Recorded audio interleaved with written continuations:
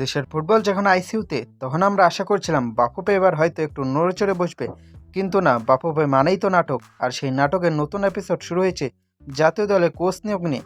300 জন আবেদনকারী, 22 জনের শর্টলিস্ট। শুনতে খুব পেশাদার মনে হচ্ছে, তাই না?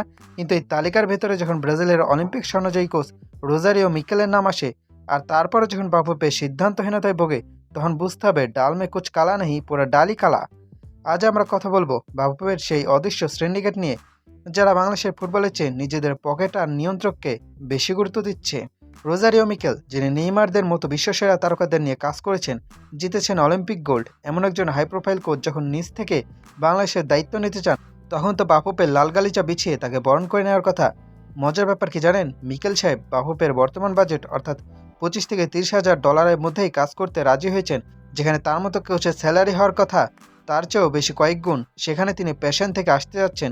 এখন প্রশ্ন হলো, এমন সুযোগ পাওয়ার পর বাফুফে কেন এখনও ফাইল আটকে রেখেছে? কেন তারা এখনও দ্বিধায়? উত্তরটা খুব সহজ, কিন্তু তেতো। মিকেলের মতো প্রোফাইল মানেই হচ্ছে কঠোর শৃঙ্খলা এবং শতভাগ পেশাদারিত্ব। আর এখানে বাফুফের কিছু কর্তার ভয়।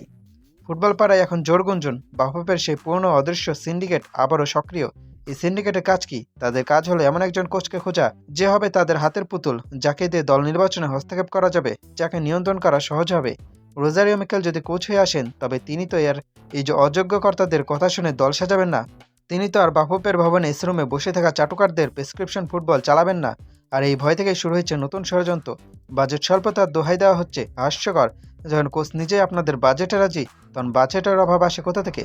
আসল অভাব বাজেটের নয়, অভাব আপনাদের মানসিকতার। আপনারা চান এমন কাউকে যে রেজাল্ট না দিলেও আপনাদের জি হুজুর বলবে। বাফুফে মনে হয় ভুলে গেছে এটা 2026 সাল, মানুষ এখন অনেক সচেতন। পর্দার আড়ালে বসে ফুটবল নিয়ে ছিনিমিনি খেলার দিন শেষ। হ্যাভিয়ার ক্যাব্রেরার অধ্যায় শেষ হয়েছে 30 এপ্রিল। এখন নতুন শুরুর সময়। কিন্তু আপনারা যদি সেই পুরনো বৃত্তে ঘুরপাক খান, তবে ফুটবলের কফিনের শেষ পেরেকটা আপনারাই ঠুকবেন।